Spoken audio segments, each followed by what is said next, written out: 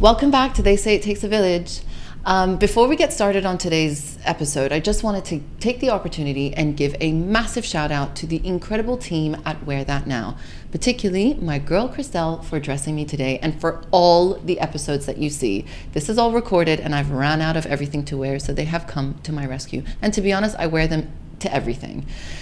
For those of you who don't know how Wear That Now works, give me a few moments of your time and I'll explain it. What you need to do is when you head over to their Instagram account, which is at wear.that.now, click the link in their bio and fill out their style survey. You will then get paired up with your very own personal stylist. That stylist will then curate a personalized box to fit your schedule, your style, your budget, and what you need to potentially wear and what you are into. That box will then get sent straight to your doorstep for you to try the clothes in the comfort of your own home. That's right.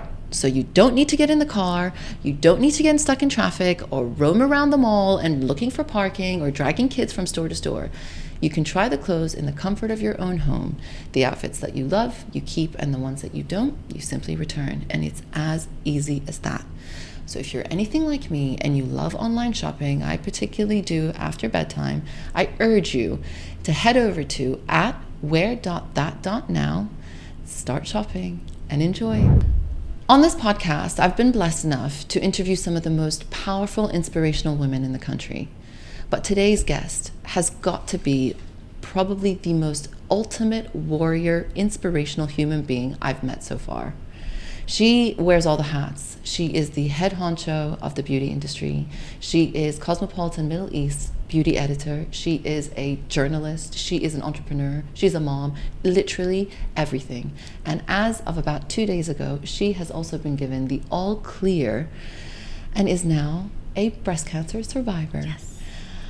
Lauren O'Connell is here with me today in the studio to talk to me about her incredible journey, her life, entrepreneurship, motherhood, and the ups and downs of life. So I urge you guys, find a comfortable spot, go on a walk, or wherever you guys like to listen or watch podcasts, because this is going to be a good one. Enjoy. Lauren, thank you so much for being here. Thank you and welcome to They Say It Takes a Village. Thank you so much for having me. I'm absolutely honored to be sitting at your table. I'm so honored to have you here. We met briefly at the Crunch Mom Summit. Yes, we did. And you gave one of a keynote speech that honestly gave me goosebumps. Like all the hairs stood on end, and it was just...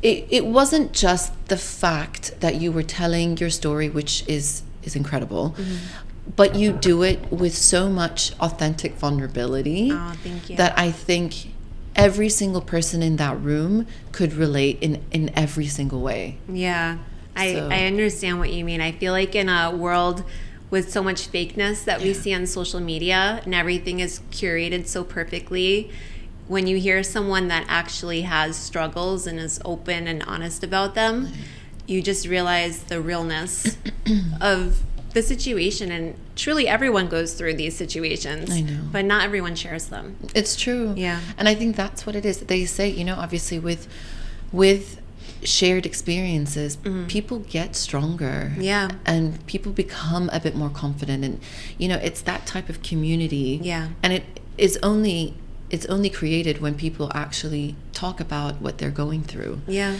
And I get it. At the end of the day, there are personal things and some people may not want to talk about it. But the way that you highlight certain points, which we'll get into, was just something that I think everybody was so... It hit home with every single person. Oh, thank you so it was so much. it was an absolute pleasure and an honor to hear you speak, and then obviously to come in here today. Thank you. That was actually my first ever keynote speech. That's wild. I would have never guessed. I've never done that before. I've done smaller talks and a lot of question and answer type things, but to go up on stage with a microphone and just nothing in front of me. In a room full of like 250 people or something. It must have been nerve-wracking. Yeah, I felt, I'm just going to go all in and just share my story, and we'll see what happens, but I'm not going to hold back. And so I just went and did it, and it turned out to be pretty good. It was my first ever standing ovation. It wasn't pretty good, guys. It was sensational. Oh, thank you. Like, I'm pretty sure we can get the footage from Crunch Moms. Yeah, I need to. Yeah, because it was incredible. Oh, thank you so much. Thank you. Okay, well, let's take you a little bit back. Okay, let's do it. Who is Lauren, in essence? Who is she? Gosh. What gets you up every day? What mission are you on? Well, I feel like I am a spiritual being having a human experience. I just feel like life is one giant experience with so many little experiences within it. And some are great and some are really difficult. But during those difficult ones is where we become wise. And right now, I am a mom of 2 teenagers, which I love. My kids crack me up. They can be so naughty, but I don't have it in me to yell. I'm just really not a yeller. That's so good. I'm a laugher. I need to sit with you for a while because I'm a yeller. My discipline skills are terrible. And when my kids are bad, I just crack up because I always think to myself, I would have never done this as a kid. I can't believe you guys are doing these things. Yeah, and I'm letting you get away with it. Yeah, it's so bad. My husband has to be the disciplinarian. But I'm also creating my own beauty brand. It's going to be launching during Aries season in 2025. I want the brand to be an Aries. That's cool. Yeah, because Aries they're so self-advocating. They're full of fiery energy. They're always going forward. They're fierce. Yeah. And are you an Aries? No, I'm a Scorpio. Oh, wow. Yeah. Okay, so is my mom and my son. Yeah, actually, when you were telling me before about the birthdays, I thought, it's Scorpio season. Yeah, I'm surrounded by, I love Scorpios. Yeah, me too. Yeah. Me too. But no, actually, I am an Aries moon. My moon sign is Aries. So I wanted the brand, though, to be in Aries. So I'm just going to have it launching between March and April 2025. I am the beauty editor for Cosmo. So I'm always running around doing something for the magazine or sitting at my desk writing. And I am a content creator as well, but I just have not had the time recently. I can imagine. Yeah. I have a YouTube channel with a pretty good following. I saw. Yeah. I was watching. Oh, were you? I did, yeah. And I was like, oh, that's pretty cool. That's a good tip. I know. I feel like I need to nurture that channel, but it's hard work. Yeah, and I just honestly don't have the time right now. And I have a puppy. And I have a husband. So my plate is full. Yeah, very full. It's full. Very full. Yeah. Obviously, when I was looking back and did some quote-unquote stalking, but it was literally research, I saw that I love the fact that you called it geek chic. Yes. Is it geek chic or geek chic? I don't know. I think chic because they rhyme. That's why I was like geek chic. I'm like, I'm going to just go with that. And you started off with a Bachelor of Science. Yes. And then you went into sort of biomechanical engineering. Yeah. And then nursing. Oh, it's a crazy story. And then you just thought, no, not for me. So if I had, all right, to preface this, I grew up with incredibly strict parents. Incredibly strict parents. I think that's why I'm so relaxed as sorry. Yeah, I know. I think that's why I'm so relaxed as a mom. Because, the pendulum swung from one extreme to the other. And my dad said to me, you're going to be a mechanical engineer. And that was it. I didn't even know I had a choice. I felt like I was Rapunzel, up in the tower.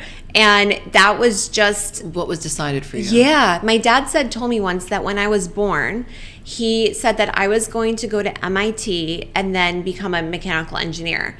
And I came close. I went to WPI, which is like a slightly less academic but still tough school, an engineering school in Massachusetts. And I became a mechanical engineer. And he wanted me to find someone at the school that was stable and responsible to marry, which I did. And the whole time I was in engineering school, I was always very good with I was always great at school. I was very academic. I could do all the math and the science and stuff. It came easy to me. But I would spend all my free time buying Cosmo, buying Allure magazine, buying 17 magazine, YM, and I would just pour through the beauty magazines. Yeah. And I dreamed of living in New York City and being a beauty editor and just having this glamorous, fashionable life. But I felt like that wasn't the cards I was dealt, and I had to be an engineer. I never realized I had a choice. So I graduated school with a degree in engineering that I knew I was never going to use because it's so far from my personality. And I just... looking at you now, I'm not that... engineers are great. I'm sure they're very glamorous, but no, I wouldn't pick engineering. I know. I don't know what my parents were thinking, honestly. I don't know why that was the career. And to be honest with you, I didn't know that there were other options out there. I had no idea PR or marketing existed until I moved to Dubai and I started a beauty-themed Instagram account. And all of these companies were reaching out to me because they wanted to send me things. Cool. And I was like, what is this? And then someone said, that's PR. And I said, what's PR? So, the learning curve was crazy. Okay, so just take me from that. Did you work as an engineer? So I never worked as an engineer. When I graduated school in the state of Massachusetts at the time, they had a severe shortage of public school teachers. So if you could take the public school teaching final tests and pass them, you would get a 5-year teaching license. Oh. So my mom suggested I do that because my husband had an extra year of school. He did a 5-year program. I did a 4-year program. So I took the test, passed, and I was an 8th grade math teacher. Oh my God, I didn't read that. Yeah, I never put that because it's just then it's too much. It's like, what is going on with this girl? Like, can she make up her mind? So you're really good with math. Yeah, I'm good with math. Oh my God, the other day, doing my son's 2nd grade homework, I had to calculate it on my phone. You know, I do that sometimes when my daughter asks me for help. I'm like, my brain doesn't work like that anymore. So I taught in a very impoverished area in Western Massachusetts. Is that where you're from? No, I'm from Connecticut, right outside New York City. Yeah. And so I taught there for a year. It was a town where Walmart, if you're familiar with Walmart, it runs the whole town. It keeps the town alive. It was amazing. And after that, my husband and I moved to Chicago. And I knew I needed to do something. I was thinking, gosh, I would love to be a news anchor. I would love to be on TV and be a news anchor. I saw that, yeah, and I didn't think that would be an option for me, though, because I had just such narrow thinking. And my mom was a nurse, and I thought, well, maybe that's what I should be because at least I'll always have a job, and maybe I won't be happy, but it'll be stable. Yeah.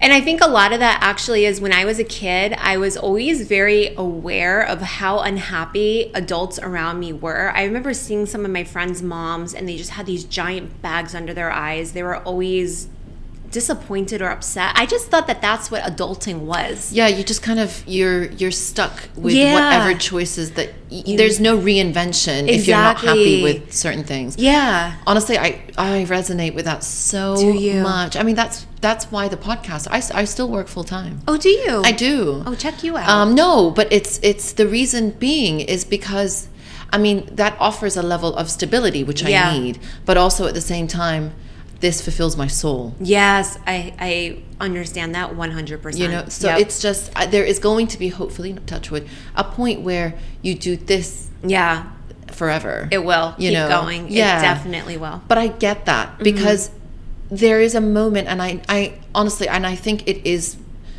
either when you're quite young, there is like a little aha moment, or honestly, after having children, something pops up in your mind and you think to yourself, this is not it. Yes. But now I feel in our generation, touch wood, there is a point where we feel we can change. Yeah. Whereas maybe, let's say 40 years ago, right, adults back then there was probably nothing. Didn't. Yeah. I think having kids just makes you brave.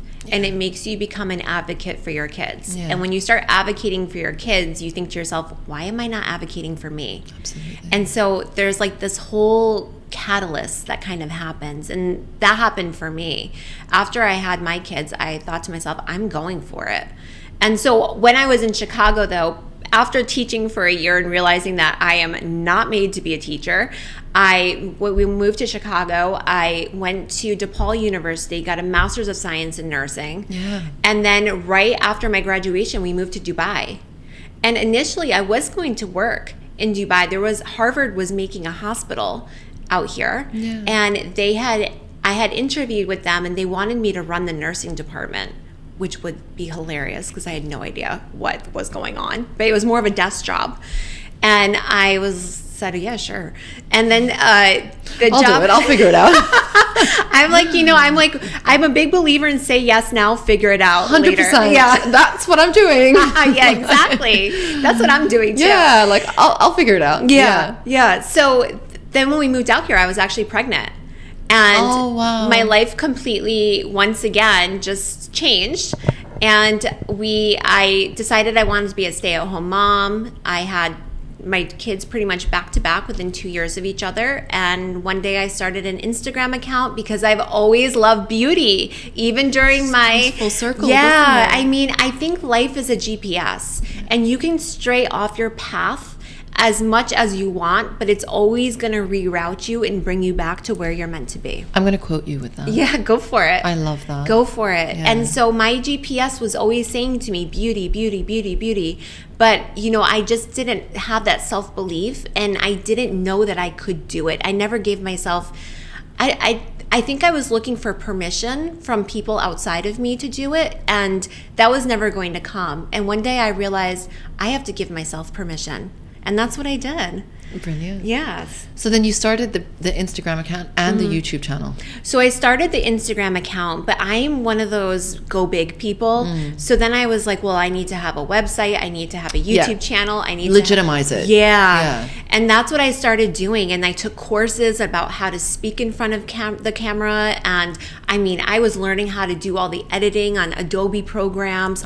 I did the 360 of having a YouTube channel. I got the right camera. I was learning all the camera specs. I took a class to learn how to properly video. Brilliant. Yeah. That's really good. Yeah, I did all of that stuff. And one day I was at the movies with a couple friends, and our kids were watching the movie. The moms were in the back talking, and the friend said to me, she had said to me, why don't you keep going bigger with it? And I thought to myself, all right, I am going to keep going bigger with it. And that summer, I went and got a degree in broadcast journalism. So I went to the New York Film Academy, and my mom and dad watched my kids, so I would come back on the weekends. Yeah. And I lived in Manhattan for the summer. Did you love it? Yeah, it was. I needed that. 100%. Yeah. And I just learned so many skills about speaking in front of the camera and everything to do with that. And I became a certified broadcast journalist. But then when I came back to Dubai, I realized there's no broadcast journalist jobs here. What was I thinking? And I think I was hoping at that time to move back to the US and just start this whole career. Yeah. But it's really hard to try to get a job over there when you're living here. And my husband's job is here. Yeah. So I realized that I was going to have to keep with that YouTube channel. Yeah, it was just constant. I feel like listening to you exactly. Pivot back. Yeah. Pivot back. Yeah. Yeah.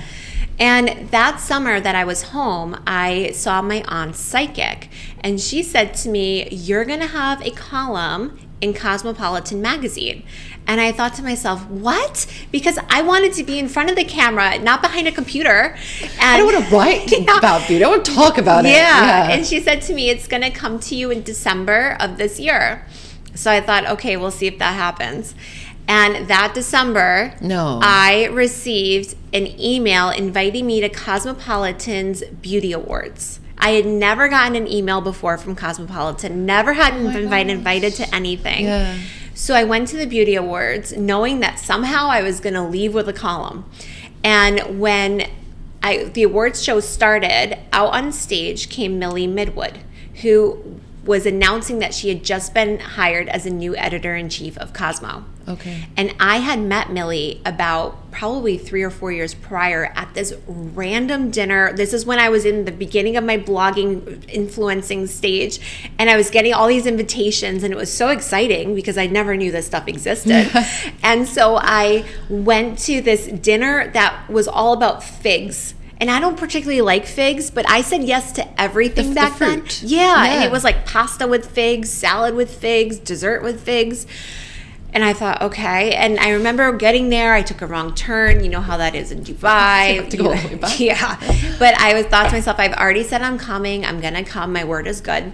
And I was the second to last person that I was almost the last person at the dinner, but right behind me came Millie, and she sat next to me. And so I said hi to her, and I didn't know who she was. We were just chatting. And that's how I met her. And we started following each other on Instagram. So when she walked out on that stage at the Beauty Awards, I was like, oh, this is how I'm going to get the column. So I went right up to her afterwards, congratulated her, and said, I should be writing for you. And she said, okay. And I said, well, I know everything about skincare ingredients. And she's like, I know, I follow you. And I said, so why don't I write a column? And she said, okay. And she said, we'll connect and you can send me a piece. So we did. Oh my gosh. I sent the first piece I sent her, ended up trending in their top 10.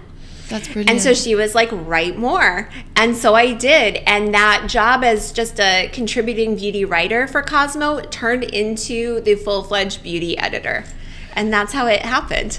As you're talking, do you think that, I mean, obviously, look, I'm not really sure in the area of psychics and how they work, but do you think that person has put almost like a seed in your mind, and then you took, you know, sort of subconscious steps to kind of manifest it? Definitely. I'm a master manifester. Yeah, put something in your mind. Yeah. And somehow you make certain connections that are going to lead you to that particular thing. I think that our lives it's like this big fabric that's already sort of been designed, and then we're weaving it. And we can always change the course of direction. We have free will, but there's just certain life events, certain things that are part of our destiny. And for me, just being that beauty editor, I think of me when I was back in college looking through those magazines, and I made it happen. 100%. Yeah. That must have felt so good. Yeah, it really did. Yeah. It's still sometimes I think to myself, wow, you know, I know I'm going to look back on that and think to myself, I did that. Hell yes. Yes, absolutely. Yeah. No, it's really, honestly, I feel like, you put your mind to something, and it's just it's quite nice now when somebody's listening to this. You explored a lot of different avenues. Yeah. You know, you could have gone the engineering way, you could have gone the nursing way, you could have gone the journalist way. Yep. Then you did the blogging and the influencer YouTuber way, and then all of a sudden you kind of came full circle on where you needed to be.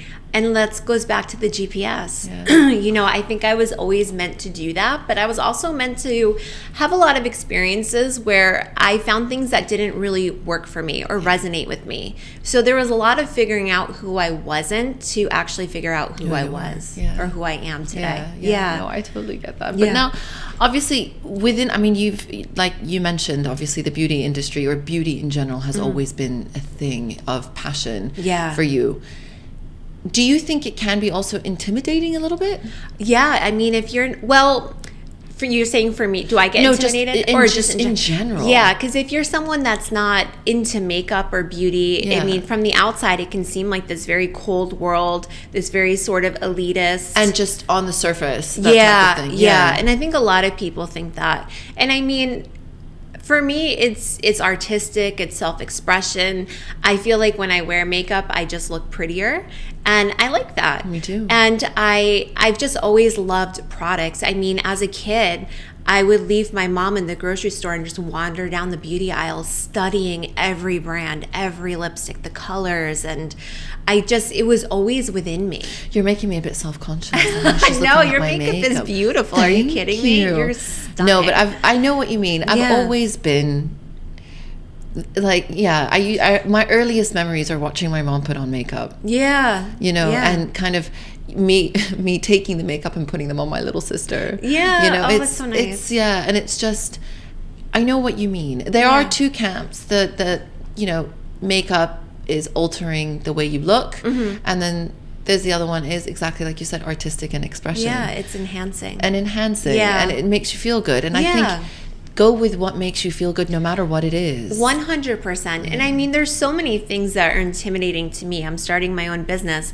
I know the front side of it. The back side, no way. So that's, going to be a huge learning curve for me. Whereas there's other women out there that are so good with the back side of business, but maybe the front side of having a beauty business, they wouldn't know. Yeah. So I think, we all have our different interests and talents, and that's what makes us unique and so valuable in this world. I totally agree. Yeah. Do you think since the time that you've kind of been entrenched in the industry, do you think it's changed?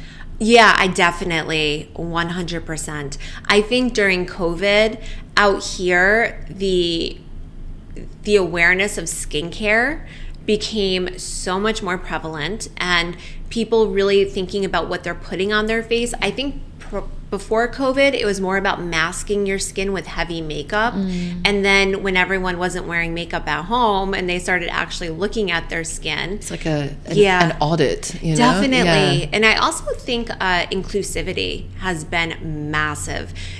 Back to when I was a little kid in the grocery store walking around, I do remember looking at the foundation shades and in my little 5-year-old mind trying to figure out why there were so many beige ones and only one deep one. And why I always thought to myself, why don't women with darker skin tones have the same options?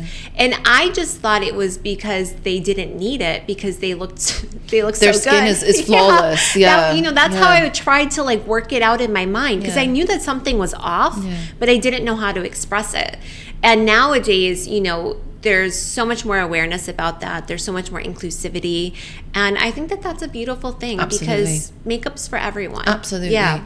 I totally agree. And the thing is, again, it completely resonates with me, this whole covering up. We talked a little bit earlier before we started shooting that my whole life I've got a scar. Yeah. And I've got a bit of discoloration under my eye. And I used makeup quite heavily. I mean, I have a lot of makeup now. I've got full-on fake eyelashes and a full face of foundation. But slowly, the focus on my quality of my skin, as opposed to hiding my scar or the discoloration under my eye, was prioritized, as opposed to covering it up. But I say that now, I'll be 40 next year. It took a while to get here. So it's just definitely something that I've noticed in my evolution of using makeup, that I use product that enhance what my face already looks like, as opposed to try to really cover it and hide it and just kind of camouflage it. I think that's also just the journey of there's so much self-acceptance that comes as we get older, and you just stop worrying or caring what other people, I could care less what other people think. I wear it for me. 100%. But the thing is, I think also, as you said, with the deeper shades and more inclusivity, even people on campaigns, whether that's people with a certain type of skin or imperfections or quote unquote whatever they consider as not the perfect porcelain lovely skin, that's become something that is almost highlighted. And I think Instagram and social media, yes, they do get a bad rep, but you've got so many people kind of showing you how they work with something that they're not comfortable with, to use makeup as a tool to make themselves feel better. Definitely. And there's been so much of that. I just think when you say that, women with vitiligo. Exactly. Yeah. Exactly. You're not wanting to hide it. Exactly. That's not something you want to hide, but you want to maybe put on a lovely primer to make your skin glow or whatever it might be, but you're not covering. And that's what I love about the industry now. Yeah, I do too. And I think that the women that didn't have the conventional beauty standards that came out were really brave to do that and put themselves out there, because obviously all the comments aren't going to be positive. And they really set so many trends and tone, different tone in the beauty industry, and people, it resonated because it's back to that vulnerability, the authenticness, and no one's perfect. No, absolutely nobody is. I go to so many events. I see lots of influencers who have, on their social media, their Instagram, they're so filtered, and when you see them in person, they look like a normal person. I mean, we were all kind of walking, talking normal people. Yeah, exactly. You know, no matter what, again, and I think that's, you know, everybody wants to see something, you know, there are times when you want to see a beautiful photo. Right. But that's not real life. Right, exactly. You know, exactly. And again, makeup has been now around for, I don't even know how, thousands of years. Yeah. It's literally been something that's been there since the dawn of day. Yeah. But I like where we're at, I find, do too. where makeup is and how it's being used and what it's saying. You know, the thing is, I also do think that there should be a sort of an age, but again, you see the majority of little girls looking at their moms watching them put on makeup. And I just think if you use it in the right way, and I think the industry is responsible for propagating that positivity, that type of self-awareness and self-acceptance. Yeah. And I think they're doing a really good job at it right now. I think so too. Yeah. I mean, when I think back to what the magazines were like when I was my daughter's age, it was the Kate Moss heroin chic era. That's it. And, you know, there was one type of beauty, and if you weren't that one, then you just weren't beautiful. Yeah. And nowadays, when my daughter looks at, for example, Cosmo Middle East, there are so many different women represented, so many different faces, so many different body types, and it's just, there's something for everyone. Absolutely. And that is such a confidence booster. In terms of your, you know, sort of just the fact that Cosmopolitan is a household name. I think I've been reading Cosmopolitan since my mom's been reading Cosmopolitan from her mom. Oh, wow. Was this something, you know, in your mind as, I mean, sort of the top, the top level that you wanted to get to? No, I always want to go bigger. Okay. But it's bigger than Cosmo. It felt like such a... Oh my gosh, there's so many things I felt. I felt like, you know, I was acknowledged for my worth, and I knew it was such an achievement, but it was something that I knew I was capable of achieving. And I didn't always know that. I had so much self-doubt I had to work through. I was plagued by self-doubt.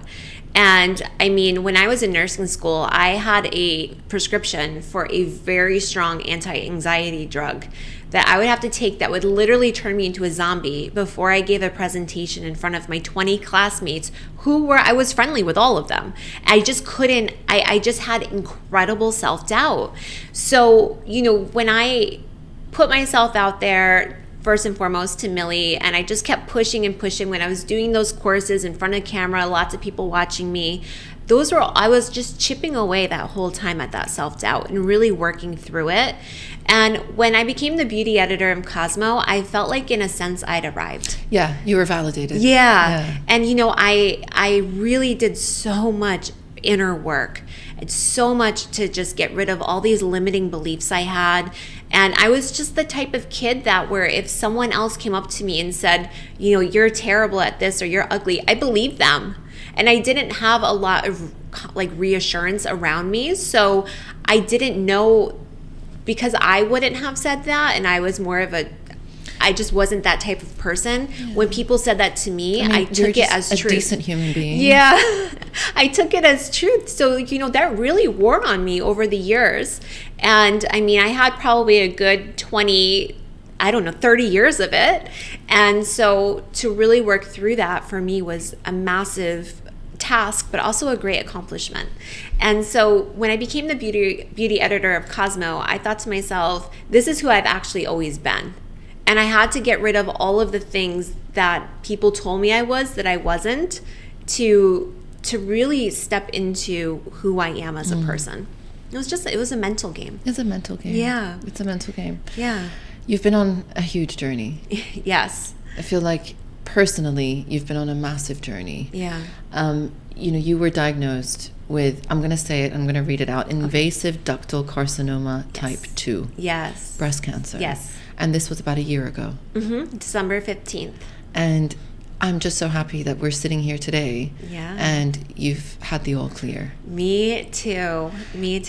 It's just, again, the only word that comes to mind when I was reading through your story and looking through your journey, the ones that you've obviously published online and on Instagram, the only word that comes to mind is resilience. Oh, thank you. Absolute resilience. And this is something, again, we've had conversations and episodes as to how to build resilience. Yeah. And it does come from an early age. Yes. Have you always been sort of quite resilient to, you sort of fall down, pick yourself back up and keep going straight? Because other people might kind of stop in their tracks and just... Yeah, I know what you mean. Yeah. Yes, I always have been. And I feel like I did have a lot of adversity as a kid, just from my peers. And I was always told I was so ugly because I was so pale. And, I was not good enough. I was too fat. It was always something wrong with me. I had lots of freckles. And, kids are so mean. I know. Kids are so mean. Terrible. It's ridiculous. I know. I'm glad there's more awareness about bullying now. Yeah. But I mean, I heard it from all angles. So, I had nothing but myself to keep going forward. And I did. And I've always just had this fire inside of me. I'm a really strong person. And I had another, you might find this interesting because it's a mommy thing, test of resilience. When my daughter was 2 years old, my son had just been born. He was extremely colicky. He really was. I love my son so much, but he was the world's worst baby. I mean, there was no baby. We'll play back this, when he's 18, on his 18th birthday. He'll agree. Yeah. He's like, Mom, I tortured you. So that means, or on your birthday, so he can really make up for it. I told him when he becomes a big boss man, he's sending his mom some gifts. I was going to say, I'm like, we need the diamonds. What's your son's name? Jack. Jack Diamonds. Jack Diamonds. Yeah. So we were out in Dubai. I had no help, no family. I didn't even have a weekly cleaner, nothing. My daughter, I noticed she was hitting every milestone except she wasn't speaking. Okay. And in my gut, there was something really wrong. And when I was really picking up on this, I was 9 months pregnant with my son. And I had a lot of mommy friends. We all had kids in the same age. We met at a mommy group. And all the kids were all speaking. I remember specifically, one of them said yellow bus. And it took my breath away because my daughter wasn't even saying no. Okay. And so I knew something was wrong. Yeah. It just so happened, and this is just the universe, doing its thing. I was at home. My husband said to me, my son was about 3 weeks old, screaming nonstop. And my husband said, I have this work colleague. He and his wife really want to come over and see the baby. They're American. And, can they come? And I thought to myself, I don't have the energy for this. But I said, we'll just order pizza. Yeah. They came over. Turned out the woman was the head of the speech therapy. Oh my God, yeah. I've got goosebumps. Honestly, I feel like this is your life. I know. This is how my life has been. My entire life has been honestly, like this. The hairs on the back of my neck just stood up. It's these synchronicities, these incredible coincidences that are not coincidences. Honestly, it's planned. Yeah. It's just such a beautiful part of life. Yeah. Okay, I'm sorry to cut you off. No, it's fine. So she came in, she was working at an autism clinic in Dubai, and she was from the US. She really spoke my language, you know what I mean? She knew, American mom, like what my expectations were, like how I was. And she said to me, I really think you should have Veronica come in and get assessed. She should be doing a little bit of speaking by now. And she was really gentle with how she said it. She told me later on that I looked so frazzled because the baby was screaming the whole time. What? And I'm trying to what assessment? keep everything together. So, pizza's coming. Yeah, exactly. Oh my gosh. So long story short, my daughter turned out to have a severe speech disorder. Okay. And she needed intensive speech therapy, early intervention. It was me and my colicky son, Jack, and Veronica wasn't speaking. I was 28 years old. We were paying off massive student loans that I had from nursing school. And my husband was working like crazy. He was exhausted. And the only thing I had in my pocket, my only tool was my resilience. So not only within a period of 1.5 years, my daughter I learned sign language. I mean, we did so much stuff, everything. And she ended up getting onto normal, like average speaking she hit all the qualifiers to be a good speaker and to hit all the targets within, I think it was 1.5 to 2 years. I became a speech therapist during that time. I swear I was just constantly, all I did was work with her on her speech while taking care of the baby.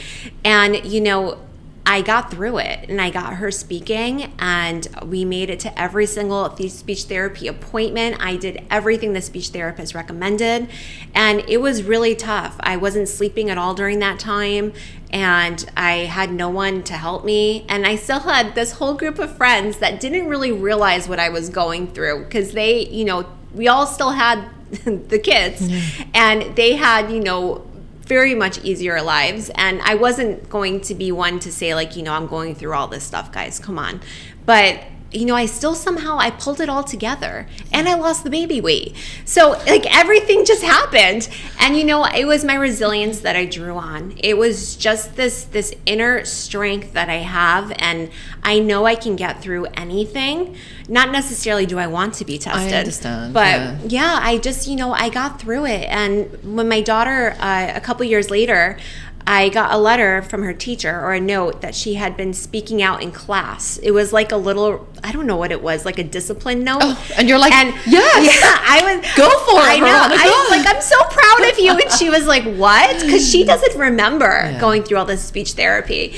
And I said, we're going to frame this. This is amazing. And she's like, Mom, that is not a normal response. You're supposed to be mad at me. You should be sending me to my room or something. Like, I'm so proud of you, V. I'm so proud of you. So, you know, I think in all of our lives, we have things come up. No one has an easy life.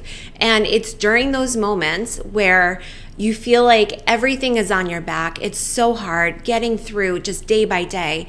But I think women, us as women, we have this superpower. It's you this dig resilience. Deep. Yeah, you dig deep. We can get through anything. I agree. I mean, we really can. I see videos of women in Gaza who have their kids on their backs, and they have, you know, that they have not eaten or had anything proper, and they're walking. And they're just getting to safety and survival. Yeah. And it's this incredible resilience. And I mean, especially they have so much of it. But I know.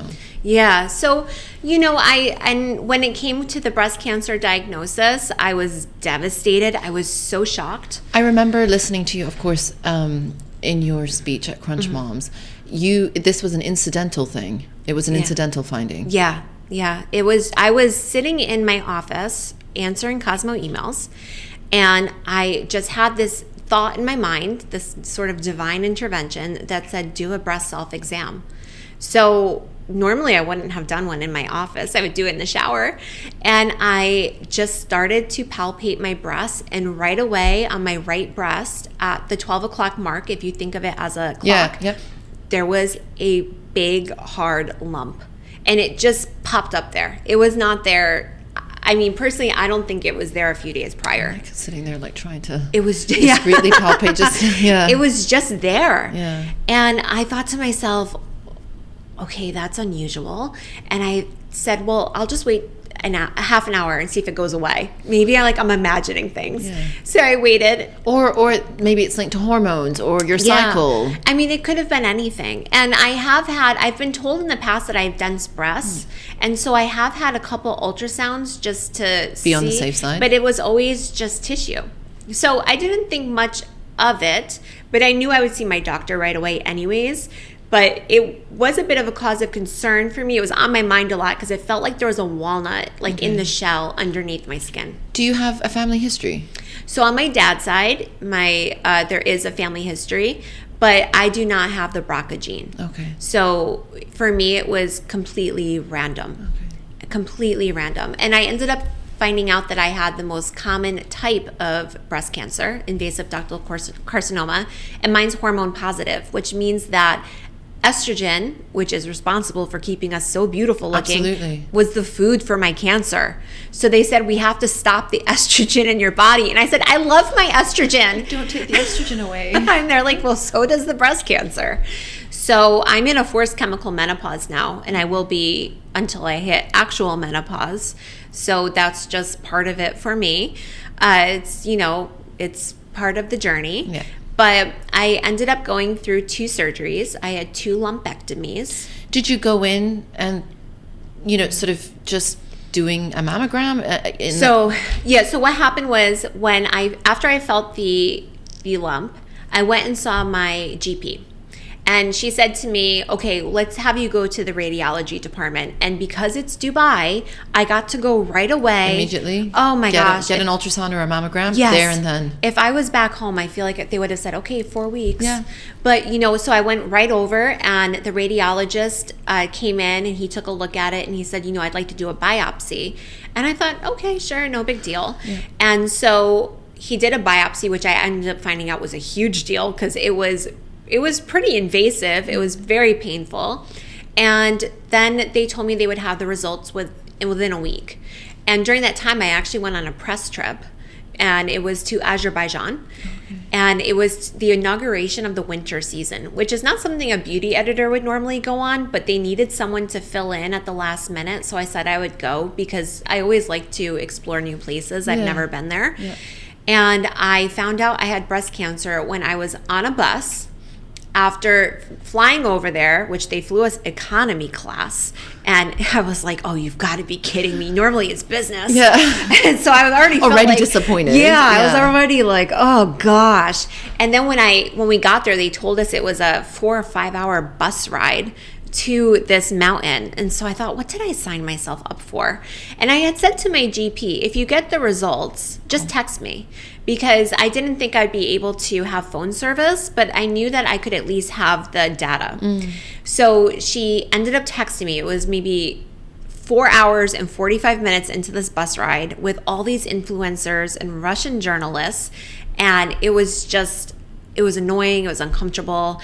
The driver had put, it was a fancy bus, so there was strobe lights on the ceiling. Wow, so you've got a headache. Yeah, and he's playing Azerbaijani house music. Oh, lovely. There was he's a Qatari influencer to my right, and he brought a hype man with him. So the hype man was behind me dancing to the music and cheering on the Qatari influencer. I was like, what is happening right now? And my GP texted me, and all she wrote first was, my love. And I knew right away I had breast cancer. And then she wrote, it is breast cancer. And I thought to myself, there was so much noise going on in this bus, and there was so much like the lights and everything. And it was all of a sudden, it was like I got sucked into this black hole. Yeah, it's like a vacuum. All of a sudden you can't hear it. Everything slowed down. Yeah. And my thought process slowed down. My breathing slowed down. Everything. But my heart started pounding. And I thought to myself, oh my gosh. And so we ended up getting to the hotel, and I went right up to this woman who was a coordinator, and I said to her, I just found out I have breast cancer. I need to go home. So I ended up spending the night in the hotel, and I was by myself. I was crying, inconsolable, could not sleep. I was so confused. I was angry. I thought there must be a mistake. I was just incredibly sad. I just wanted to be with my husband. And, I was in this cold place. And so I ended up U-turning, came right home. My husband picked me up from the airport, and he said to me, no matter what happens, I'm with you. And I will be there with you every step of the way. You're gonna make me cry. And I wasn't sure, like, if it was stage 4. Were they gonna tell me I had a month to live? I have a beauty brand to launch. I have my kids to watch grow up. There was too much I had been working for. And so what ended up happening was I went through a series of tests, and I was like a human pincushion. They were constantly poking me and prodding me. And it came back that I had, actually, this is kind of interesting. They weren't sure if it had spread to my lymph nodes or not. If it spreads to the lymph nodes, that means chemo. If it doesn't spread to the lymph nodes, that potentially means no chemo. My younger brother had not breast cancer. He had a neuroblastoma cancer when he was a baby. I saw my brother go through chemo and radiation. And I thought to myself, I was trying to still rationalize, like, well, maybe it won't be that bad. Like, maybe I just need the surgery, and then I need some radiation, and I'll be done. Yeah. And then you're just trying to sort of, it's that you kick into a survival, like, no, it's going to be fine. Yeah. We'll just do this, and we'll just do that, and I'm not going to get upset about it. Yeah. Yeah. And my calendar was full. I didn't have time for breast cancer, which I think is why truly I got it. because it ended up being the best gift I could ever ask for. Because what happened was, as the testing was going on and I had my first surgery, during the first surgery, they found that it indeed had spread to a lymph node. The tests had all been inconclusive. I had this amazing team of 30 doctors on my case that were just constantly debating with each other about me. And, I was thinking to myself, what photo do they have me on the screen? Like, is there a photo of me up there? Like, what's going on? When they talk about you?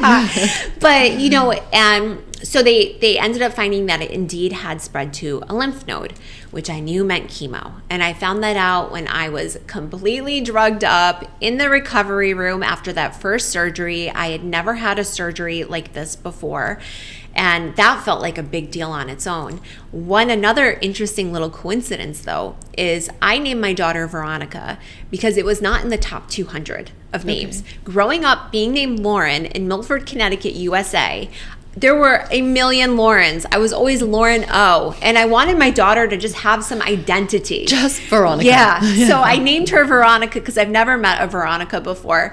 Turned out my breast care surgeon, guess what her name was? Veronica. Yeah. So I knew I was on the right path. So anyway, Dr. Veronica said to me, it spread to a lymph node. There was a complication during your surgery. Your surgery took an extra, I think it was like 2 hours. That's a long time. So I knew I was going to need that chemo. And sure enough, I ended up getting the toughest type of chemo there is. It's known as the Red Devil because it's red in color and the side effects are devilish.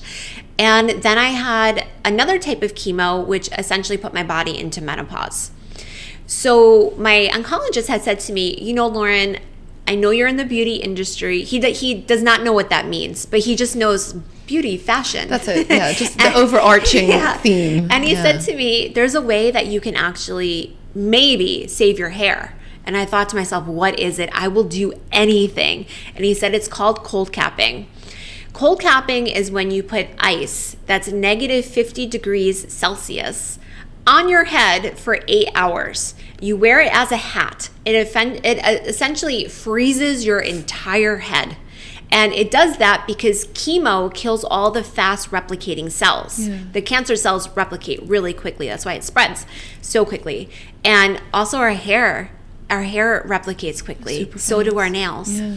So essentially, he was going to freeze my head, and that would stop the blood flow so much to those little follicles so the chemo couldn't reach it. Okay. And that's the whole thought process behind it. Okay. So you could potentially save 70, 80, 90% of your hair. And when I said, I will do it, I can wear the hat. I'll be cold. That's fine. It's in my mind, it would be 16 bad days. I had 16 rounds of chemo. I can have 16 bad days. You wear it when you're doing the chemo. Yeah, and it is changed every 15 minutes. Okay. And it's incredibly tight. It's very heavy. I felt like my head was stuck in an ice block. And it was just squeezing my head. It made me feel very nauseous on top of all of this. Whatever is actually going on physiologically. Yeah. So when I started it, the guy that I had, who was absolutely lovely, he said to me, there's a 50-50 chance it'll work because the type of chemo you have is so tough. And I said, well, that means it's a 50% chance it'll work. So I'm going to take it. So I had my first infusion, had my second infusion. We did the hat both times. But the third week, which was after my first infusion, because the infusions were 2 weeks apart, in the course of 3 days or 2 days, I lost 80% of my hair. It just all fell out. And I was so shocked and I was devastated it didn't work because I felt like at least if I could save my hair. I loved my hair. I had beautiful hair. And you still have well, thank you. It's coming in. I'm so proud of it. Beautiful. But I was so devastated and I would just touch my hair. And I have on my Instagram account just pictures of me holding massive clumps of hair. So, I knew that was the last step of surrendering to this disease. I already had wiped out my entire event schedule. I had taken a huge step back from Cosmo. I was pretty much bedridden. I was feeling sick. I was recovering from the surgeries. And now, I wanted to save my hair, but I felt like it needed to go. And my daughter said to me, hair is full of our memories. And she said, this is a way for you to create new memories by growing out new hair. She's a I know. beautiful soul. She's amazing. Yeah. So I surrendered to everything. I surrendered to the breast cancer. I surrendered to the drugs or the medications I was taking. I surrendered to the hair loss.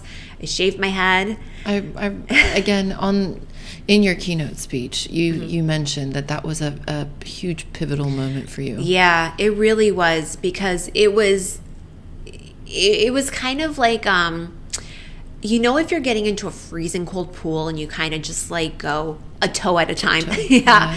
It was going underneath. Like that part, I was maybe up to my shoulders and my head I just went underneath into that cold pool. I just surrendered to it. And it was really tough. But then I found out right away that I had a nice shaped head. You do. And I said to my mom, you never put me on my back when I was a baby. I could tell. And she said, Lauren, you were screaming the whole time. Just held you up the whole time. I just had to hold you. Perfectly round, beautiful shaped head. And I said, I'm so grateful to the baby version of me that screamed nonstop, because now I have this great shaped head. Then I don't know, I was watching the video of it was your daughter that was shaving your head. Yeah. I have to say, extremely emotive. I think even talking about it, is quite sort of pulls on your heart. Yeah. But I find that whole scenario, it was almost like you taking back the power. Yeah, absolutely. It's like, no, the hair will grow. Yeah. Your daughter said, let's make new memories. Yeah. And it's just so lovely that the actual control comes from you and your family. Yeah. As opposed to something like cancer. Exactly. Which you have absolutely no control over. Right. I loved that. I loved every bit of that. And I just think it's just one of those things, you're battling. So you go in head first, hair or no hair. Bald head first. Yeah, that's it. And that's why you are an absolute warrior. Oh, thank you. And it's one of those things that I'm sure it puts so much in perspective. It really does. It really does. I've always felt like the only constant in life is change. Everything's in flux, especially living in Dubai. I feel like my life changes on a weekly basis here. Yeah. And so, this was another change. And it was one of the it was really hard to lose my hair, but at the same time, it was a very profound experience. I can imagine. It's one of those things that I will always remember. And it was really important to have my kids, because both my kids shaved my head along with my husband, for them to be part of it. Yeah. Because I wanted them This is a journey. Yeah. This is a journey that mom is going through. Yeah. I'm going to cry talking about it. But it's your journey. And they are a part of you. Yeah. And it is very important this is why we have families. Yeah, exactly. For moments when you band together and have that support for one another. Yeah. In the good and in the bad. Definitely. And the breast cancer brought us both my kids always say it's made us so much closer as a family. And I would have thought we were close before, but now it's like we are just this tight band that we know we can get through anything. When I told my son about the breast cancer, because my son is very much a hi mom, bye mom type of kid. He's always in and out of the house. He has this whole group of friends that I swear I have 10 sons. Their kids are my kids. I feel like I'm always feeding them. They're always sleeping over. There's just kids everywhere. There's just kids. Who's here today? I know. Do a head count. Everywhere. Sometimes when I come home, there will be 10 bikes outside my house. And I always take a picture of it. It makes me laugh. But my son's just always on the go. And when I told him I had breast cancer, I told my kids separately because I wanted them to be able to ask the questions they wanted to ask me right then and there, not get talked over by their sibling. And my son, he paused for a moment, and it was just pure consciousness, him just looking at me. And it was like his little ego, or his big ego, melted away, and everything was gone. And he looked right in my eyes and he said, "Mom, I don't want to lose you." And I was just, oh my gosh, I'll never forget that. It was just so pure and raw and honest. And it was such a beautiful moment, even though it was such a sad moment. One thing I've learned with breast cancer is and I feel like this for all of life, you can have two truths that exist at once, the two opposing truths that exist at once. That was one of the most beautiful moments of my life. It was also one of the saddest moments of my life, you know, and I learned so much during my breast cancer journey. And what breast cancer actually gave me was just white space, all this clean space, because I was like a hamster on a wheel. I was constantly going. I was constantly, you know, moving, going from one thing to the next. And all of a sudden, my entire calendar for 7 months got wiped clear. And it was me at home. And I started to do just tons of introspection. I did a lot of self-development. I went into therapy, which I think everyone should be in therapy. I was going to ask, to help guide you through the ups and downs. Definitely. And I mean, I think I'll be in therapy, honestly, for the rest of my life. It is a wonderful tool of self-discovery. You find out a lot about why you do things now based on things that happened in the past, like your patterns, and oh my gosh, there's just so much I want to discover about myself. And I put both my kids in therapy just so that they would have a space to talk about their experience and what they're going through. Yeah. And my daughter, it didn't resonate with my daughter because she said, Mom, you talk to me about everything anyways. That's just my parenting style. There's no questions that can't be asked, which, trust me, they asked me a lot of questions, a lot of crazy questions. But, you know, my son is still in it, but he's only in it, he told me, because he gets to miss French class. and makes a good point. And I said, well, is it helping you at all? He's like, yeah, it helps with my emotions, Mom. Oh. And I thought, you know what? I'm sure he kind of... Yeah. That's the perfect way to talk about it, so Mom will keep doing it. Exactly. Yeah. And I thought, you know what, I know on some level, I'm sure it's helping him with things, so I'm keeping him in it. So he's, you know, not going to be a great French speaker, but who cares? It's all right. He'll have great emotional intelligence. Exactly. And that is what's the more important. Yeah, that's the priority. Yeah. Yeah, so, you know, it became the greatest gift I could ever be given. Because I had all this time to reevaluate myself, to reassess, to really look at me, my patterns. And also I realized that it gave me time to do something I often overlooked, which was just spend time with myself. And I completely transformed as a person this year. You know, 2024, two truths at once, it was the worst year of my life and the best year of my life.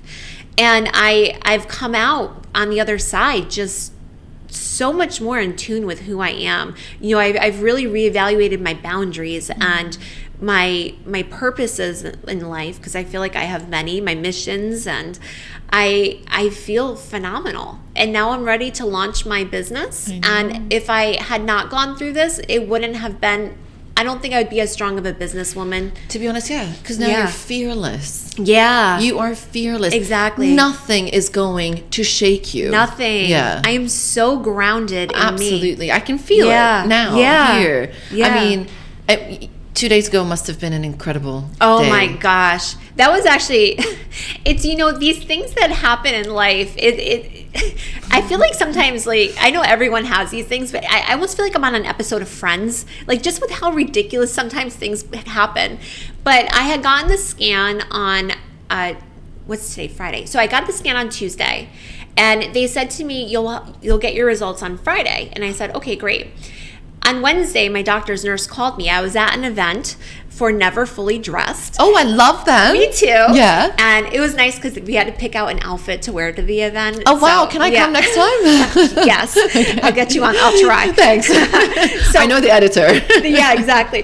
So, and I went to the restroom, and when I came back, my girlfriend said to me, Lauren, your phone just rang, and it said Dr. Saeed, nurse. And I was like, oh. So I messaged the nurse, and she said to me, your results are in. She said, you know, you can go on Friday to get them, or today if you want. Either day is fine. And I was like, well, what does that mean? I'm trying to like psychoanalyze. Does it mean that there's something bad and it came back quicker? Does it mean that it's fine because she's being blasé about which day to come? Yeah. And so I said, I have to go now. So I skipped the second event, which I was supposed to go to, which was a perfume launch. And my girlfriend gave me a ride to the hospital, which was Mediclinic Parkview Hospital. The best. Yes. Absolutely the best. Creme de la creme. We go there. Yes. All the time. Oh, incredible. Yes, the absolute best. And so I called my husband and I said to him, the results are back. The doctor can see us now. My husband has been to every single doctor's appointment, chemotherapy appointment, radiation appointment. He has not missed a thing. And you've got a good one. Yeah, such a good husband. And so I said to him, it's Mediclinic Parkview Hospital. And he said, okay. He said that his mind was just like, as soon as he heard me say that, he was just on autopilot to get in the car and go. He drove to City Hospital. Oh. There was literally a Friends episode where Ross goes to, I think, LaGuardia instead of JFK. Yeah. And so I got there and I was like, where are you? He's like, I'm on odd metha. I'm almost there. I'm like, wait, why are you on odd metha? You should be in Barstow. Yeah. And he's like, I'm going to the hospital. I said, Aaron, I told you, it's Parkview Hospital. And I had so much anxiety built up in me because I knew I was about to get this massive news one way or the other. And I knew that no matter what the news was, I'd be fine. Like, even if there was still cancer there, I can do it. Yeah. I can handle it. But I was there. Then the nurse says the doctor can see you right now because he squeezed me in between appointments. My husband wasn't there. I thought, I have to go in. I don't care where he is. I can't miss this. I was like, I have to go in. So I went in and I saw my doctor and he was sitting across the table from me. And I said to him, what's the news? And he had a huge smile on his face and he said, congratulations. And I just lost it. I know, I saw. Yeah, it was amazing. It was amazing. Yeah, he took me through my whole scan. My body's completely clear. And I was just so incredibly grateful. But I also, at the same time, this is back to the two truths, I actually loved my breast cancer journey. Yeah. I'm sorry. Do you have tissues? But, I loved my breast cancer journey. Yeah. And I felt like, in a weird way, I was saying goodbye to a friend. Yeah. I know what you mean. Yeah. Life, this is going to define who you are. Yeah. And this is going to be something that we need some tissue. We can keep going. I got it. Thanks. It's a forever part of my story, my kid's story, my husband's story. And, it's breast cancer honestly became one of my best friends. I can imagine. You can't do this. I'm wearing fake eyelashes. I have another interview. I was not planning on crying today. Actually, I'm a Scorpio, and I feel like I never give anything away. The old me. I would always have a stiff upper lip. I wouldn't cry. And it's been so cathartic having breast cancer because the tears have just flowed. And the thing is, let them flow. It's a massive thing. Yeah. It was just always sort of, I guess, part of my personality. But, that's another thing I learned from this whole journey was just letting go, let it flow, like you just said. I never asked you in the questions, but were you ever scared? You know what? I'm not scared of dying. I'm not scared of dying because I truly, like I said in the beginning, I think we're all eternal spiritual beings having these temporary human experiences. But I didn't want to leave my kids. Yeah. I want to see them grow up. I don't want them to not have a mom. And you want to be there. Yeah, graduations, weddings, births. Yeah. I've worked so hard. Being a mom is tough work. Yeah. And I just want to be with them. So for me, the fear was to not have my kids. I felt like my husband would be fine, although he told me he absolutely would not be fine. But I felt like my husband would be okay, and everything else, the world would still keep moving. But just for me to not have my kids, I couldn't imagine that.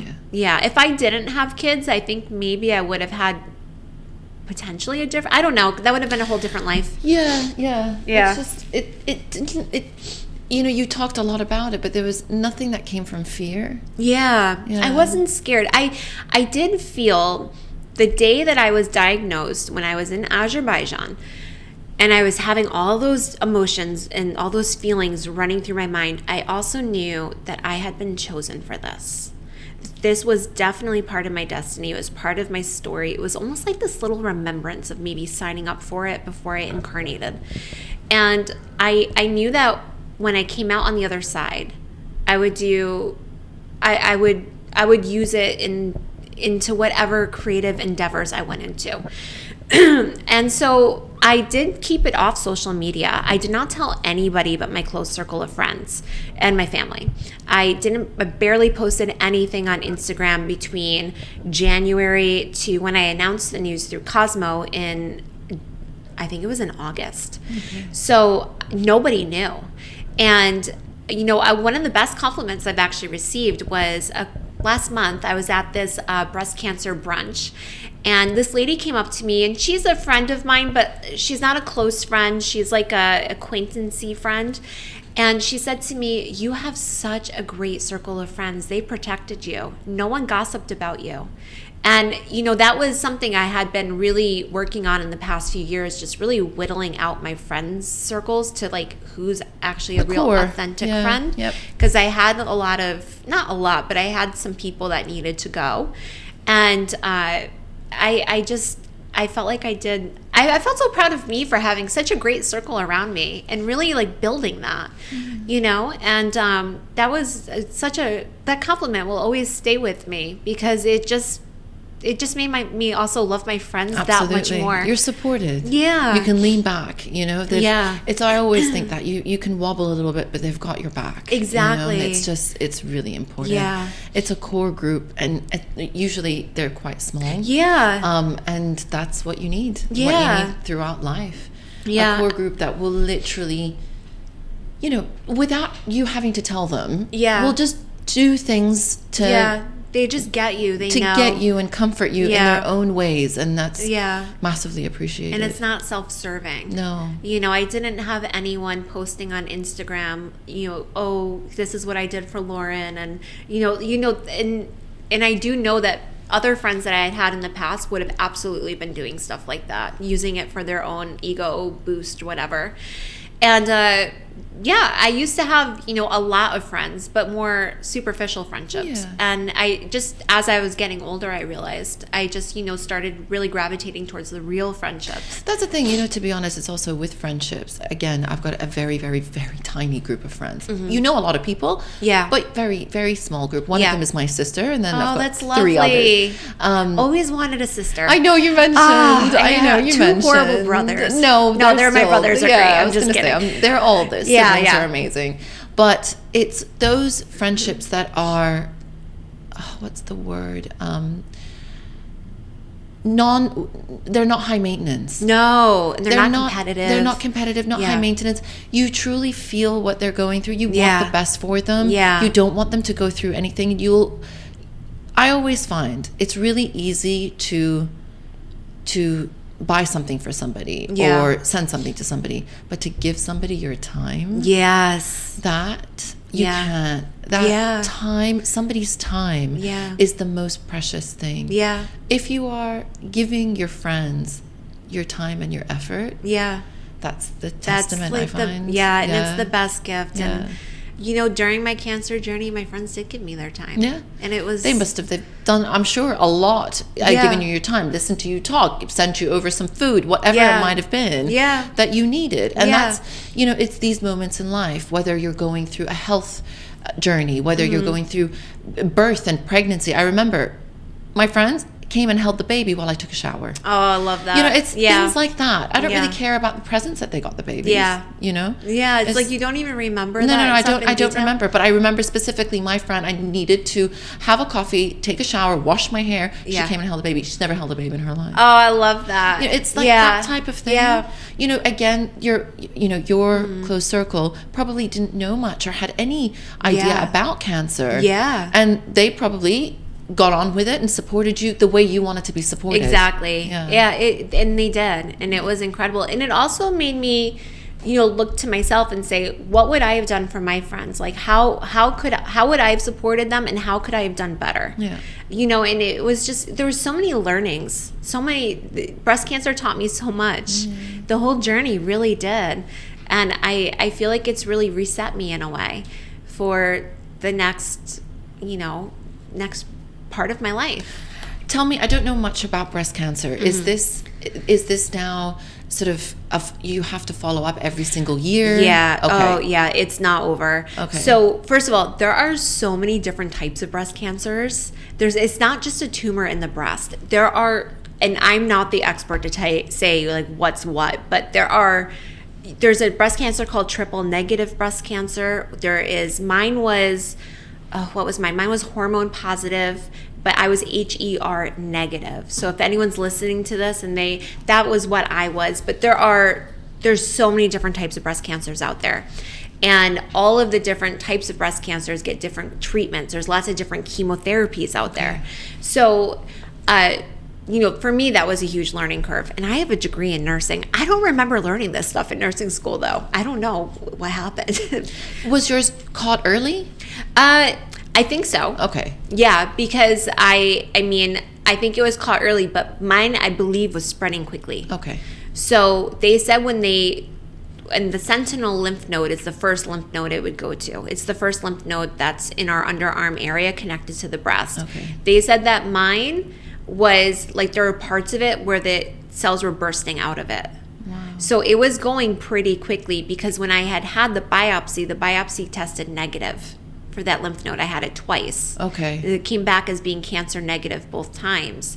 But by the time I had the surgery, which was only a few weeks later, it was positive, and the cells were already leaving it and wanting to go to another. Yeah. So it was a massive learning curve. So, and I think that that's true for every single type of disease and everything out there. We don't really know what it is. And it's just this big spectrum of, think of, not that autism is a disease, but autism is a spectrum. Absolutely. So it's not a one size fits all. No, it's not. There is no such thing as just autism. Yeah, and that's how breast cancer is, I feel. So going forward, I still am going to have scans, like the one that I just had that came back clear. I will have those scans, I think, every 6 months for the next 5 years. Okay. I'm on hormone blockers. So I take pills every morning. I take a pill every morning that completely blocks all the estrogen production. My ovaries are shut down. I'm only 42. So, it's kind of a pain. But whatever. It is what it is. Yeah. Like I said, I don't think you really need it because you are glowing. Oh, well, I know the right skincare to combat it. So yeah, I have that going on. I have to get a shot every month. I'm also going to be taking this medication that was just approved in the U.S. It's going to be available in Dubai starting in January. That's also going to help I actually can't remember right now what it does. I did read all about the medication. I'm in contact with some women who were the trial for the medication, and it worked phenomenally for them. Okay. So it's for women who have stage 2 like I did or more, and it's just going to make sure that the cancer most likely will not come back. But there is a chance of reoccurrence. But what I've learned is live in the moment. I'm not going to worry about anything. Yeah. Today's a good day. Yeah, exactly. Yeah, today's a good day. I'm celebrating today, and I'm really focused now on my beauty brand coming out. Yes, well, let's talk about that. Now throw in entrepreneurship. So you're doing that now. So I have wanted to create a beauty brand since I was probably 7 years old. I used to make soaps in the kitchen, and like the little scented soaps. I can't wait to try it. Yeah, I'll send you actually, I would love for you to be on, would you trial something for me? 100%. Okay, I'll send it to you in the next couple days. Oh my God, 100%. So I have my, originally I was going to come out with a different product, but then when I was going through breast cancer, I said to myself, let me reevaluate everything. So actually going through breast cancer, I developed the product that's coming out now. It's not a breast cancer themed product by any means, but I was trialing it the whole time. And I was going back and forth. I have a manufacturer in France. And I've gone through probably 30 to 50 iterations of this formula. It's something that I guarantee you've never come across it. But when I tell you what it is, you're going to say, and I can't tell you right now, but you're going to say, oh my gosh, this makes so much sense. It's never come across on my desk as a beauty editor or a beauty blogger. And hopefully it's going to just really blow up. Yeah. So I just, I have so many goals in my brand, so many plans, and I just can't wait to manifest them all. I'm excited. 2025, April. Yeah, hopefully. Aries season. So sometime between March and April. March and April. Everybody keep an eye out. I'm going to actually contact an astrologer to find out what the brand's birth date should be. That's brilliant. I love that. And then you can connect it with like a birthstone and all these wonderful things. I don't know much about them. Yeah. But no, that's really... I'm really into this kind of thing. Yeah, I'm so into like moons and rituals, and I'm big into the spiritual side of life. Yeah. So I'm going to just, make it happen. That's my next journey, but also to pay it forward, because I've gotten the best healthcare, and I'm so fortunate that we've had great insurance. I haven't paid for a thing. I'm on a chat group with women who don't know how to pay for their next chemo infusion, and it's not cheap. One time I went to go get my bandages changed, all of 5 minutes, it was 5,000 dirhams. Oh my God. I know. And I've heard that chemo ranges, I could be completely wrong here because I've never seen a bill, but I was told it ranges between 20,000 to 40,000 dirhams an infusion. Wow. And I needed 16. And that's not including all the doctor's visits, the blood draws, the radiation appointments, and I had 25 rounds of radiation. So, there's a lot of women where having breast cancer can bankrupt them, or they're not going to have treatment because they can't afford it. So I want to somehow, don't know how I'm going to do it, but I know I'm going to make it happen. I am going to do my best to make sure that every woman gets the health care at the caliber that I've had and not have to pay for it. Don't know how I'm going to do that, but Lauren, going to make it a mission. That would be changing the world. Yeah. I'm going to do it. I'm going to somehow use my brand as a voice for it. Honestly, look, I'm in whatever you need me to do. I am in, honestly, and that says a lot, because you're right in the sense you were fortunate enough to have this and feel good and be there with your children, and you're right, just out of a financial standpoint, that could be. I mean, my kids got to see their mom go to the Mediclinic hospitals, and I'm not saying when I said those amounts before of what I think it is. I'm not saying that is affiliated with Mediclinic. No, but it's just in general. I mean, we all know it's expensive. I think all around the world it's expensive. Yeah, and one of my girlfriends is a teacher. She was actually my son's teacher, and she became a really great friend of mine. And she said that the insurance she gets at work would never. She has a copay that I can't remember what it is, maybe 20%, 40%. She said that amount she would never be able to pay based off her salary. What if she had breast cancer, what those treatments would cost. And I said, this isn't right. I think is it more speaking to the insurance as opposed to the medical facility? I'm not sure, to be honest. I don't know. I don't know. I'm not sure. I don't think insurance will listen. I think the movement needs to be bigger than insurance. Government. Yeah, that's what I'm feeling. So I'm just going to make this happen. Like I said, whatever you need, in whatever capacity. Oh, thank you. I'm in it. Thank you. Yeah. That's brilliant. So, I'm going to do something. And the idea is going to come to me. And to be honest, I don't doubt that you will. After listening to your whole life, I don't doubt that you will. I can manifest. I know I can do it. Yeah. So that's going to be a real big focus of mine going forward. Yeah. And I'm sure, obviously it's going to start small, but I want to do that as a way to give back for everything that I've been given. Watch the space. Yeah. I'm going to ask you some fast ones. Okay. Because I've kept you in here for an hour and a half. Oh, have we been talking? Okay. So obviously, quick things. How do you balance kids and Cosmo and the brand and everything that you've gone through? I don't. I just, no balance. Throw it out the window. Throw it out the window. I just take it day by day. I always prioritize my kids. And so I try to get everything done during school hours. So when they're home, it's mommy time. But I mean, life is not perfect. That doesn't always happen. But that's what I strive to do every day. And I say no a lot. Yes. Yes. I did a thing about the power of saying no and being comfortable with saying no. Yeah. What no does, you're not being a spoilsport. You're just advocating for yourself. Yeah, exactly. Yeah. And I think, back in the 80s when I was a kid, girls were not taught to say no. Yeah. We were always, everything was about being selfless. Yeah, yes, of course I do can. this. My dad always used to say to me, inconvenience yourself. And I was just like, oh my God. I know. Yeah. So I always say to my daughter, I have the opposite. I'm like, you put yourself first. If it doesn't work for you, if it's not a hell yes, it's a hell no. Absolutely. And so she does that. So I feel like let's break that cycle right there. 100%. Yeah. Okay. Biggest reward? Ooh, I think biggest reward, honestly, is the connection to myself. I really am my own best friend, and I just feel like it's taking me a long time to get there. And do you feel like you have like a reinstated belief that you've got this, like your body, like, yes, come on, we can do this together? Definitely. I talk to my body all the time. I'm always thanking it. I listen to it. I feel like my body showed me the cancer, because it put it right. It could not have been in a more obvious place. And I feel like it was time to do a recalibration of myself, and that's what it was. I love that. How do you talk to your son and daughter about exactly that, self-acceptance, awareness?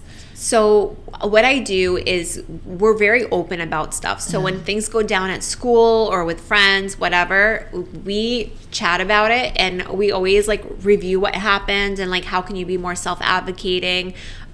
Super big into just constantly complimenting my kids, pointing out what they're doing right. And, I want them to just feel confident and strong in themselves and to really love who they are. And I feel like they do. That's good. So, yeah. No, that's brilliant. That's exactly what you want them to be comfortable in their own skin. Yeah, because I don't want them to have to kind of go. I went through probably 20 years of figuring that out. So I figured if I could, shape that out for them. Like, imagine everything that they can do in their lives. Do you know, I love that, because you also take away this whole concept of shame. They can come to you with you are the bouncing board, no matter how up and weird and, kind of controversial the conversation is. Exactly. It's that you saw and heard them, and that's in itself shaping a confident adult. And I've always had my kids, even from they're little, I would have them order for themselves at restaurants. Do you know, it's so funny, I'm doing that with the boys. Oh, are you? That's so good. I asked them, so they get their own menus. My little one is 4, so I kind of show him where to point and things like that. But Laith, my big one, he orders for himself. Thanks. He orders for himself, or for example, if they want coloring, put your hand up, wait for the person to come to you and ask them properly. I don't need to ask. I did the same thing. Yeah, that is so good. Because, when I was a kid, I was terrified of adults. Me too. I never talked to adults. And I didn't want to speak up. And, I didn't want my kids to go through that. So I've always had them speak up. And, now they just... They're so confident in asking for things. And that's something I would have never done. Me neither. So it's amazing. I'm so happy. I don't know why. I just felt like, let's give them a little bit of autonomy. Definitely. Just subconsciously thinking it might be good for them later. It's so good for them. And it ends up spilling into every aspect of their lives. Like, my son is such a leader. He is a Leo. And my daughter is a Leo too. I'm a Leo. Are you a Leo?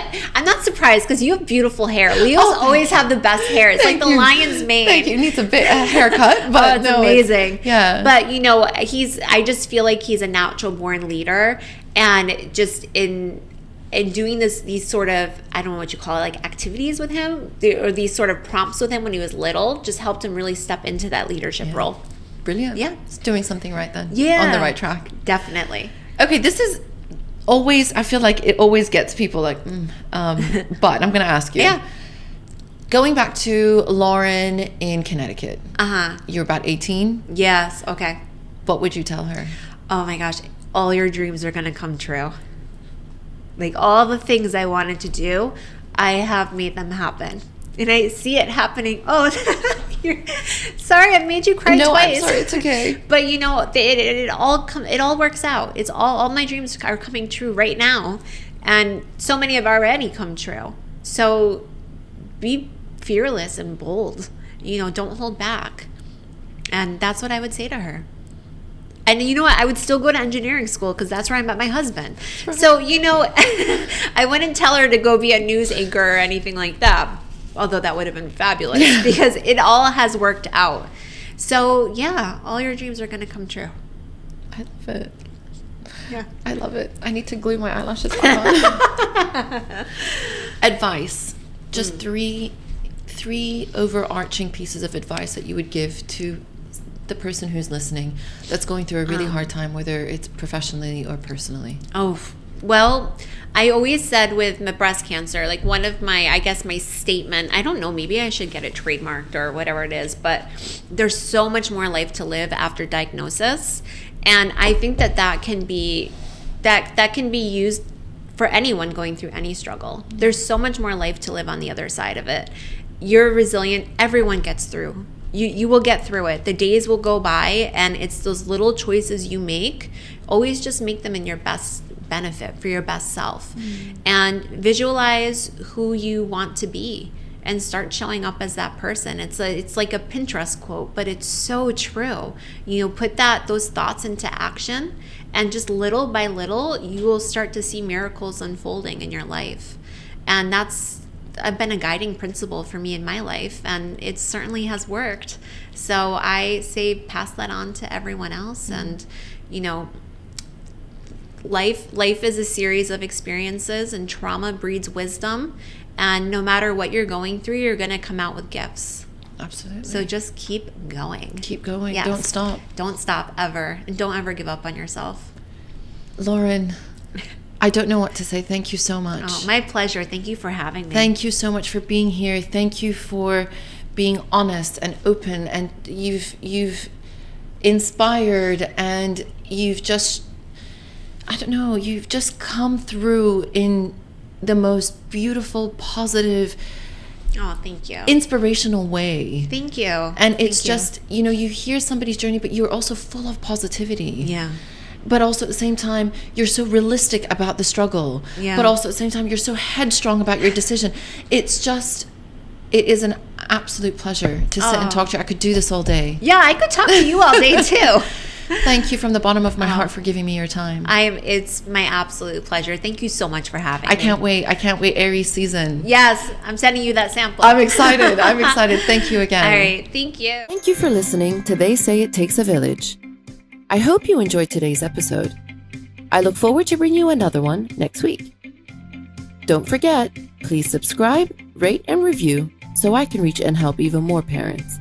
And if you've got a topic that you'd like me to cover, please head over to my Instagram page, ittakesavillage.me, and drop me a line.